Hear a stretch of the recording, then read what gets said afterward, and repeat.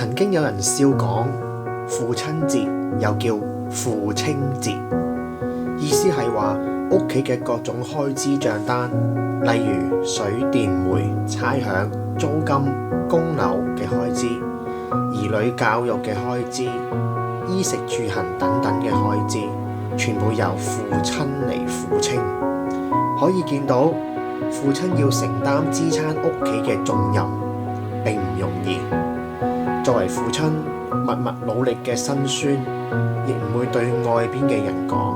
如果仔女可以講一句多謝你，就係父親無限嘅恩惠。父母養育子女天經地義，係因為愛，為仔女為屋企，無論有幾辛苦都捱得過去，係人之常情，係因為愛。有時遇到仔女嘅反叛，換嚟日夜嘅擔憂，唯有善意嘅引導，盼望仔女盡快醒悟過來，依然係因為愛。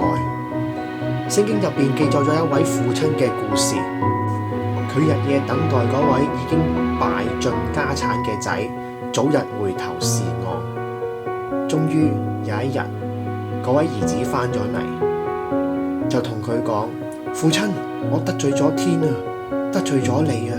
從今日起，我再唔配做你個仔啊！請將我當作你嘅工人啦。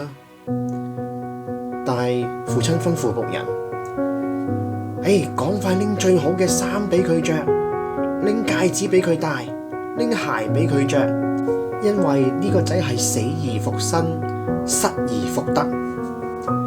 呢個就係上帝對世人嘅愛，係一份包容嘅愛。